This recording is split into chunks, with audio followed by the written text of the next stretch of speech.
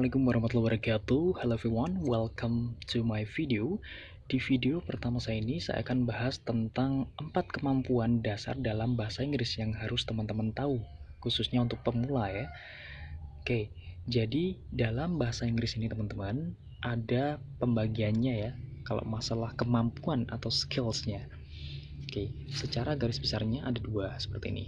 Pertama, receptive skills, yang kedua, productive skills. Oke, receptive skills ini adalah kemampuan kita dalam menerima atau receive, atau kita bisa bilang inputnya gitu ya. Sedangkan productive skills atau kemampuan kita memproduce atau memproduksi gitu ya, atau secara outputnya. Dan masing-masing dibagi lagi menjadi dua lagi. Nah, semuanya ini yang kita kenal dengan 4 kemampuan dalam bahasa Inggris. Nah ini ya. Jadi receptive skills atau secara inputnya ada 2 kemampuan. Pertama kemampuan listening atau kemampuan dalam mendengar. Terus ada reading, kemampuan dalam membaca atau menganalisa bacaan. Oke, atau secara tulisan gitu ya. Terus untuk yang productive skills atau kemampuan kita dalam memproduksi atau outputnya itu ada 2 juga. Yang pertama speaking, kemampuan dalam berbicara. Terus writing, kemampuan dalam menulis. Oke, jadi kita harus tahu 4 kemampuan ini teman-teman. Dan bagaimana kita bisa mengimprove atau meningkatkan kemampuan kita dalam kesemuanya ini. Oke, jadi kemampuan dalam bahasa Inggris ini ada 4 ya. Mendengar, membaca atau bacaan, berbicara, sama menulis. Oke. Nah, kalau teman-teman pengen bisa paham bahasa Inggris, lancar berbicara bahasa Inggris, atau paham tulisan-tulisan bahasa Inggris, atau intinya bisa bahasa Inggris, teman-teman harus pertama, teman-teman bisa mulai dari receptive skills ini, atau perbanyak mendengar. Apapun, entah itu video berbahasa Inggris, lagu bahasa Inggris, atau apapun, yang penting sumber-sumber berbahasa Inggris. Dan pastikan telinga teman-teman ini terbiasa mendengar suara-suara bahasa Inggris. Oke. Nah, setelah itu yang kedua, teman-teman coba untuk membaca tulisan-tulisan berbahasa Inggris, entah itu dari cerpen ataupun berita bahasa Inggris, artikel, jurnal, dan lain sebagainya. Oke. Jadi inputnya teman-teman fokus di listening sama reading nih ya, inputnya, atau memasukkan sesuatu ke otak teman-teman. Nah gitu ya. Oke, melalui pendengaran sama melalui penglihatan nih ya. Oke, terus output, setelah teman-teman mendapat inputnya, teman-teman tinggal mempraktekkan outputnya. Jadi buat praktek berbicara dan juga buat praktek menulis. Nah, tapi biasanya kesalahan umum yang sering dilakukan oleh para pelajar bahasa Inggris, pelajar yang ada di Indonesia kebanyakan adalah fokus mungkin ke secara pasifnya ya, bukan secara aktif ya. Nah, jadi listening sama reading ini bisa kita bilang dengan kemampuan pasif gitu ya, atau passive English. Sedangkan untuk speaking sama writing ini bisa kita bilang dengan kemampuan aktif. Nah, jadi bahasa Inggris itu ada kemampuan pasif, ada kemampuan aktif. Ada yang cuman paham tapi nggak bisa ngomongnya. Nah gitu. Tapi ada juga yang bisa paham juga bisa ngomong. Nah itu. Jadi ada kemampuan pasif sama aktif. Paling nggak teman-teman harus bisa dua-duanya, pasif sama aktif. Oke gitu ya, atau aktif semuanya ya, itu intinya. Oke, jadi diimprove semuanya, nggak hanya fokus satu-satu gini ya, tapi difokuskan semuanya, juga bisa paham orang bahasa Inggris, terus kita bisa mengucapkannya, terus kita bisa nulisnya. Nah kayak gitu lebih bagus. Oke, nah kayak gini. Nah terus kuncinya apa supaya kita bisa paham bahasa Inggris dan bisa mengembangkan semua kemampuan kita dalam bahasa Inggris ini, keempat ini?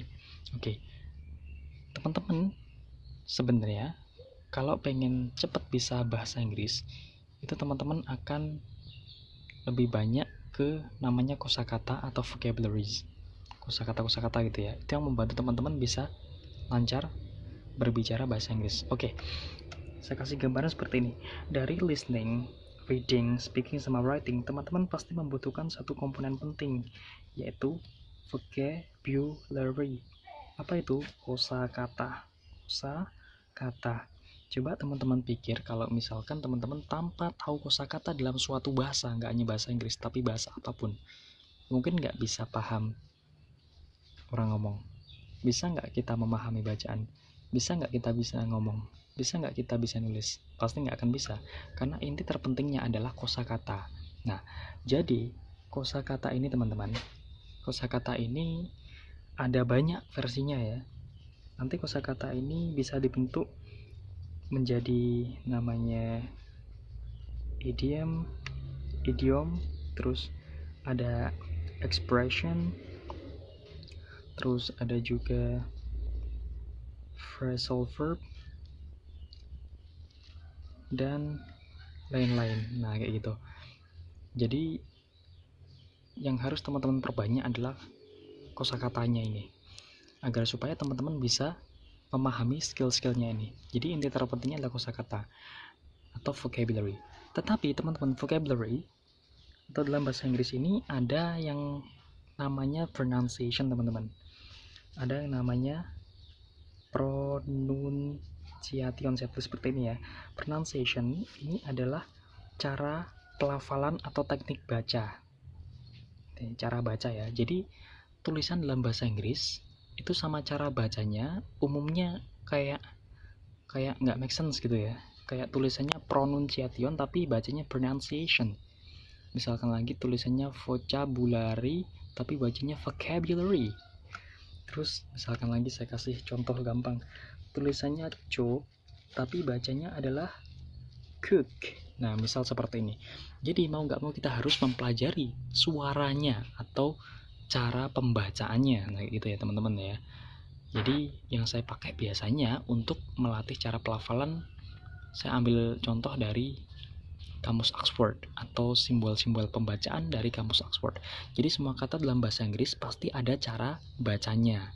Nah, itu yang biasa dipelajari di namanya, kalau di kursus-kursus biasanya ada kelas pronunciation, teman-teman. Misalkan kayak saya di kampung Inggris, ada yang namanya kelas pronunciation yang fokus untuk mempelajari cara baca dalam kata bahasa Inggris gitu ya. Oke. Vocabulary, kosakata, terus cara bacanya atau pelafalannya. Nah, kayak gitu. Oke. Terus baru setelah itu teman-teman, untuk cara menyusun ke secara gramatikalnya, saya bilang grammar gini ya, grammar atau strukture ini ya. Grammar atau struktur secara gramatikalnya dan juga secara struktur atau penyusunannya. Oke, jadi dari kosakata, teman-teman tahu kosakatanya, teman-teman bisa melafalkannya, terus teman-teman bisa menyusunnya sehingga menjadi kalimat yang atau rangkaian yang baik dan benar. Entah itu untuk diucapkan dan juga untuk dituliskan. Nah, kayak gitu.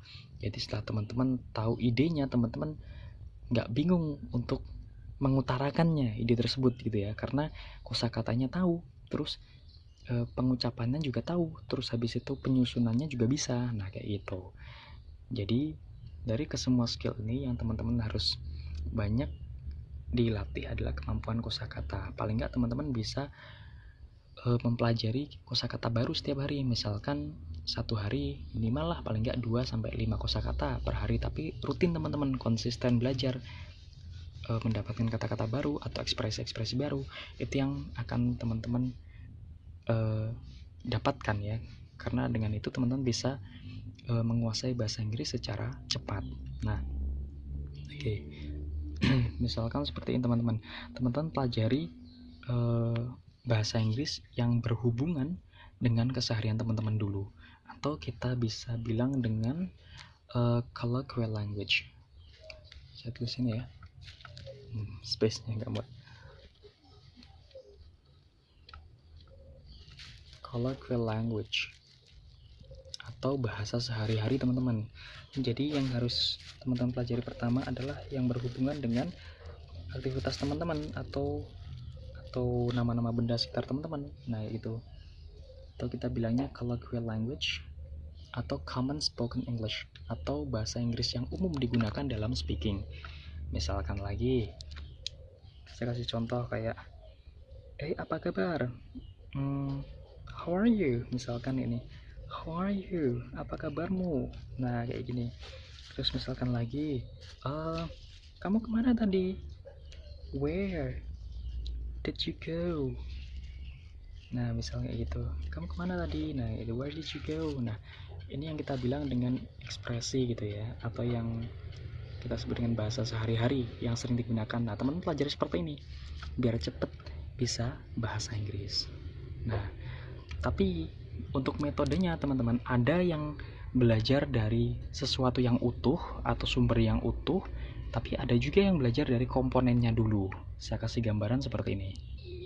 Nah, jadi kalau dalam belajar bahasa Inggris, teman-teman mungkin pernah dengar ya, mungkin secara formalnya ada inductive learning sama deductive learning. Jadi inductive learning ini adalah mempelajari bahasa Inggris ini dengan dimulai dari sesuatu yang utuh teman-teman ya, dari sesuatu yang utuh ke komponennya. Nah, misalkan belajar dari suatu kalimat ataupun dari suatu paragraf, habis itu dianalisa secara gramatikalnya seperti apa, penyusunannya seperti apa, nah kayak gitu. Terus ada juga yang menggunakan metode deductive learning atau yang biasa kita pakai mungkin di sekolah-sekolah gitu ya, kayak mungkin belajar dari komponennya dulu, komponen atau gimana penyusunannya, aturan-aturannya, baru ke yang utuhnya. Nah kayak gitu. Oke, misalkan grammar dipelajari dari komponennya dulu, baru ke sesuatu yang utuh. Tapi kalau induktif itu belajar dari sesuatu yang utuh, misalnya dari kalimat utuh yang dipakai boleh dari buku, misalkan tulisan-tulisan dari buku ataupun dari sumber-sumber bahasa Inggris langsung. Nah, baru dianalisa sampai ke komponennya. Nah, gitu. Jadi ada induktif, ada yang deduktif.